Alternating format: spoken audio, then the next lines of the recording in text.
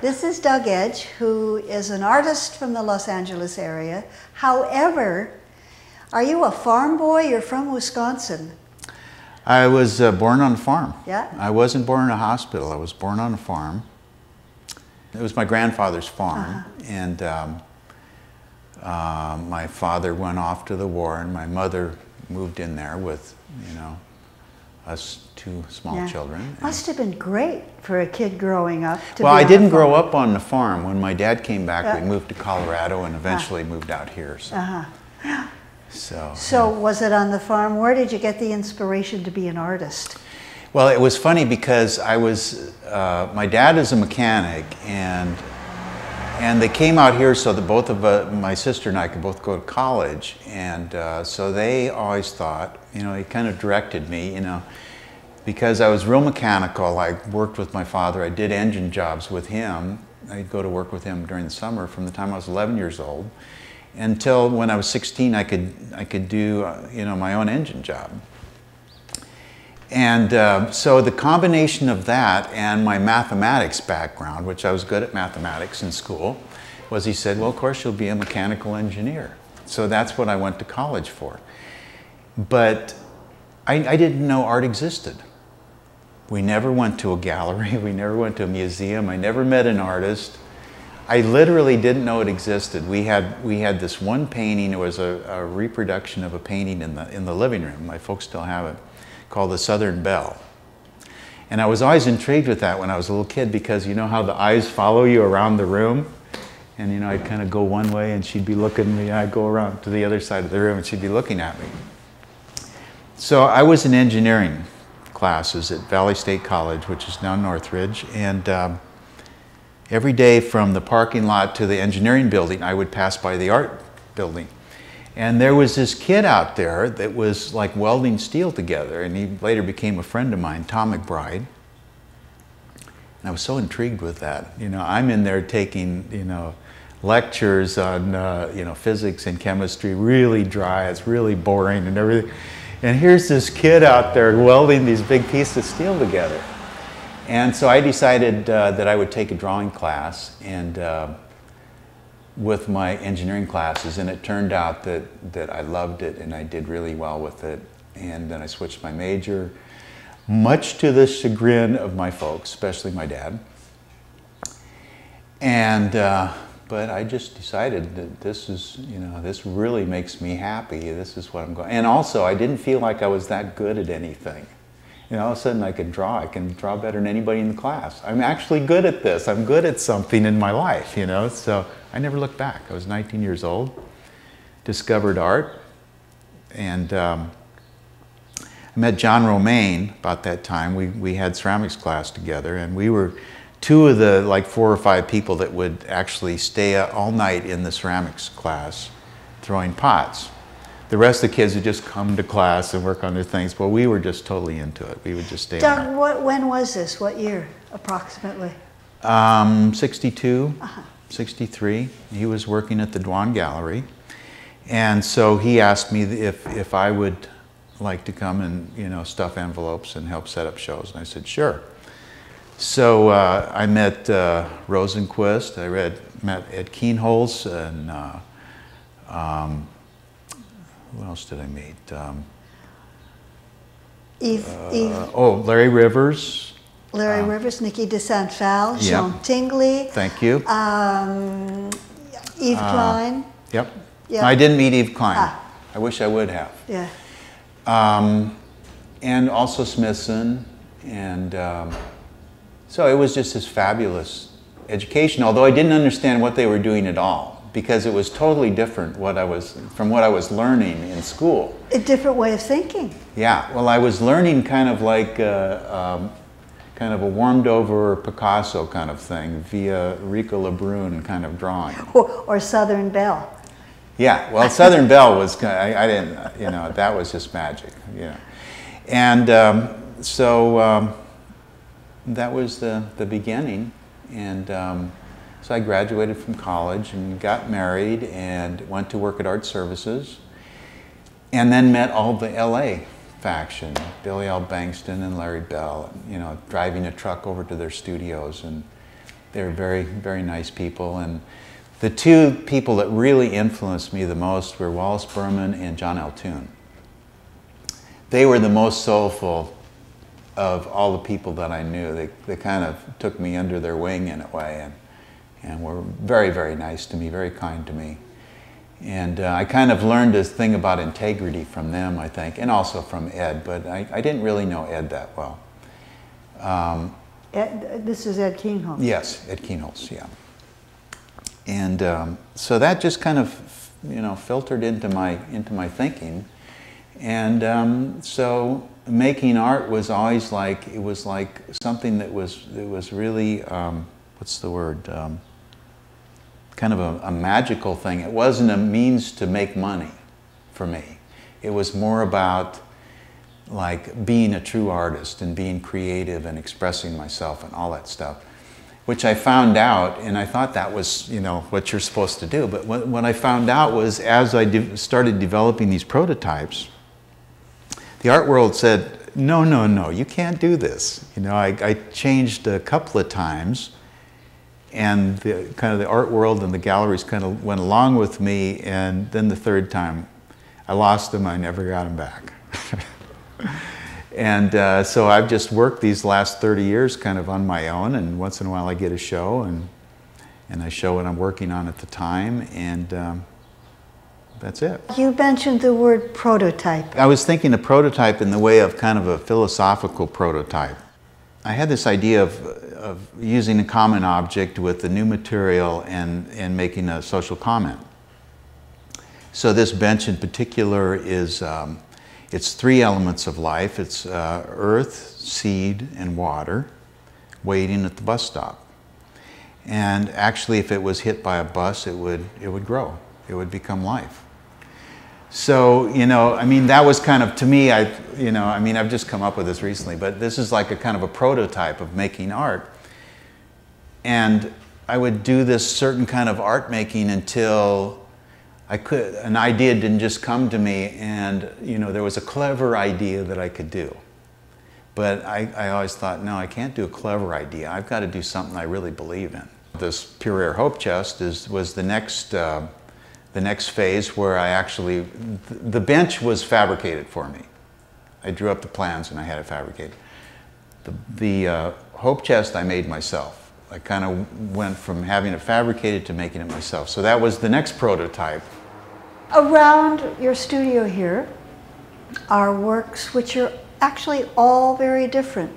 Yes. And one of the things you talked about is your change of periods. Yes. What brings on a change of style or period for you?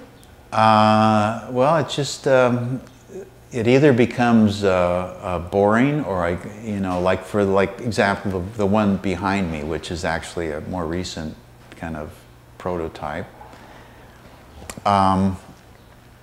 I got bored with doing it because it's the same mold over and over and over and over and over again. And I did several pieces, and I got tired of using the same exact surface.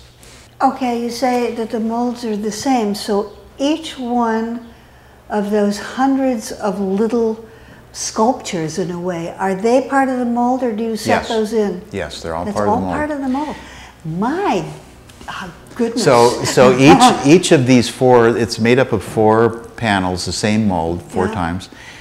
And to actually cast one of those panels takes 8 hours, and you cannot stop. Because if you stop, the resin shrinks, what you've already cast into the mold shrinks, and then the next, you go off to lunch or something, then you come back and it's inside the little mold that's shrunk, and then the next level you pour in is just going to run down and ruin the striation. So you have to keep going. And people ask me, how'd you do it? And I'd say, well, I don't know, the angels did it for me, because once you have 2 or 3 levels inside each of these thorns, one has no idea what's down there anymore. And so you're just winging it after the first 2 or 3. You don't want to put the same color in on top of the one on top. So I did this in 4 days, and after 4 days I felt like somebody had given me a severe beating. So that the color is also cast in. Yes, it's mixed It's not into the painted afterwards. no. That's remarkable. What about like within there's like shark's teeth or a finger, Seashells. yeah, all of that stuff. So that's all cast in and not so. Yeah, it's all in there's the no mold. collage about it. No. No, Or it's all mixed cast media. in. Yeah. So it's not mixed media. It's cast resin. Yeah. This piece here is called the Queen Anne Black Widow spider chair. My first wife is named Anne, and we had kind of a tough kind of breakup and everything. 26-year marriage. I remember her. And I was very angry about it, and so I made some angry pieces. And now I'm a very happy camper, and so I make happy pieces. That's great. Even in the face of kind of what's going on in the world. Mm-hmm. I like that story about Vermeer, that he made all those paintings during the 100 Years' War. And the paintings show so many times a woman standing at the window or by herself, and she's really pining away for her man, or she's doing needlepoint or whatever. And he was making paintings that were kind of in reaction to that. He was trying to create a beautiful place in this world that was turned upside down. And I like that idea. What about the lady over on the wall over there? Yeah, this was also in that period during the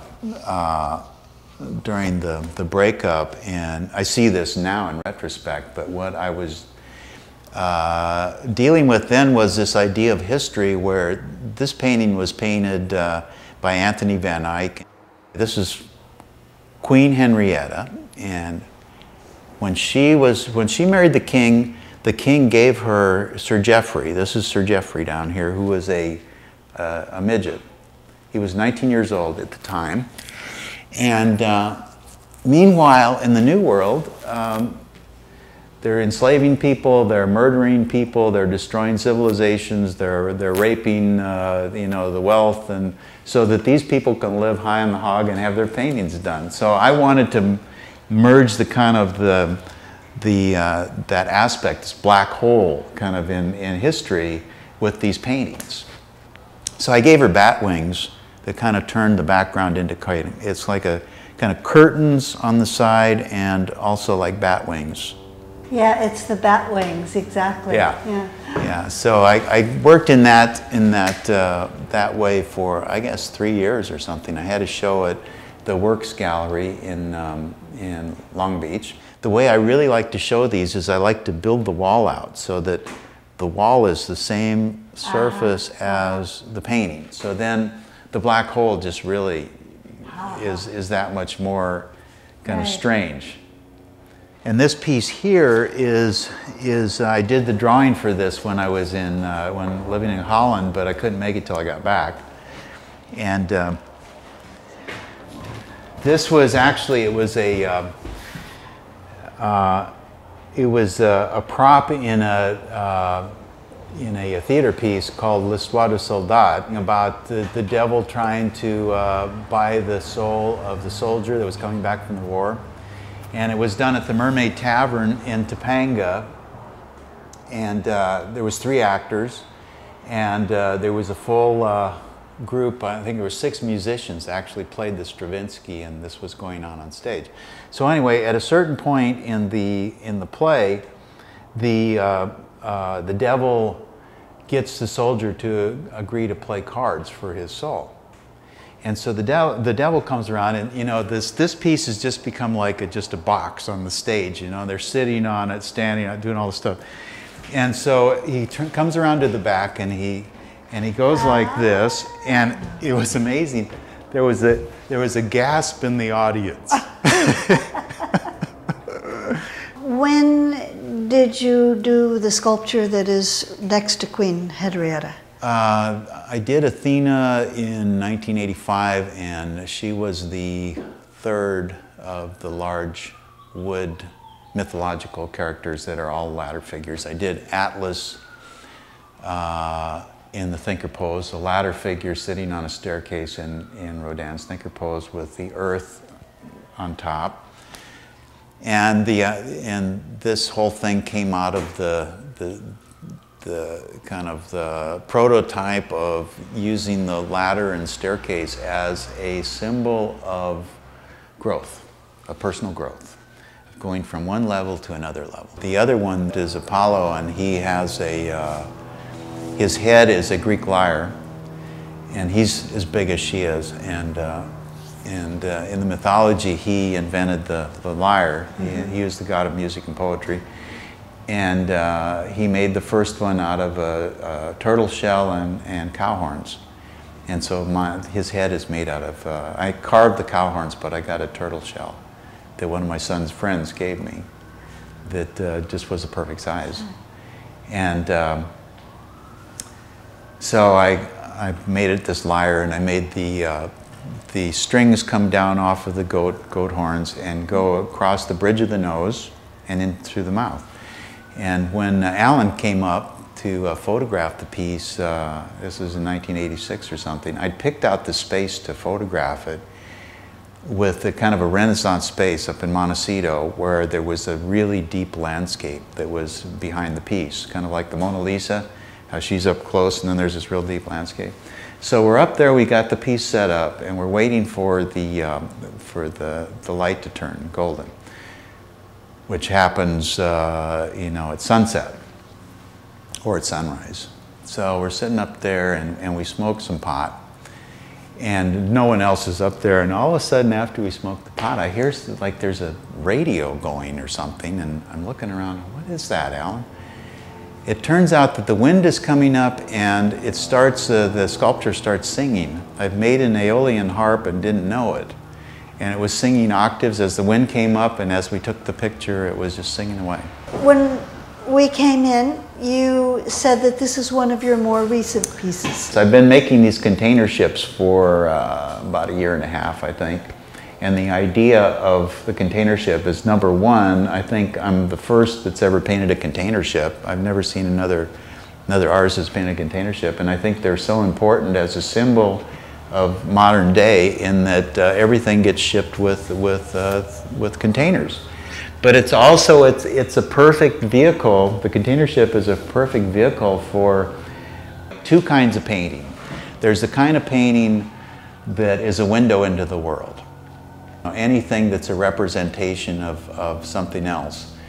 Then there's abstract painting, which is another kind of worships another god that's all about surface. It doesn't represent anything else. It's all about color and shape, and it only represents itself. But I feel real good about kind of making different gods coexist in the same painting. Art has always just been, you know, my best friend. I feel like it saved my life, and that's why I've never been able to treat it in any kind of mercenary way. You know, I taught for several years in Cal Arts and UCSB and Art Center and Claremont Graduate School was the last place I taught. Did you ever teach at Otis? I taught at Otis too, yes. And it was kind of like your job as a teacher is to kind of nurture people, you know, please make a piece, I'd love to see, you know, do this. And it's completely the opposite thing that you run into when you get out, because even your loved ones would just assume you never made another piece in your life and just get down to making some money and paying the bills. And so I thought it was basically dishonest. That's why I kind of got out of teaching, because the schools need the students to come in. They need them to pay like the $30,000 for 2 years and to keep the whole thing going. But I think it's kind of dishonest. And then the galleries skim off the cream, and then the rest of these kids are just kind of, well, go out and get a job. You don't really have an education to get any kind of job where you can make a lot of money. But we want you to pay back this $30,000 now, you know? Do you think that, you know, throughout your years of teaching, can creativity be taught? No. Not at all, yeah. I think You know, Pat Hogan, I took a group of students to Pat Hogan's studio when I was teaching at Art Center, and he said something that I always remembered, and I thought it was so true. He says, you can't be talked into being an artist, and you can't be talked out of it. That's really beautiful. Yeah. Yeah. I miss Pat. Me too. Yeah. He was a great spirit. Yeah. Well, Doug, thank you very much for spending time with us. Well, I had a very good time. I was kind of apprehensive about it because I'm not used to talking about this stuff, but you made it very easy. Thank you. It's good for you. Talk about it.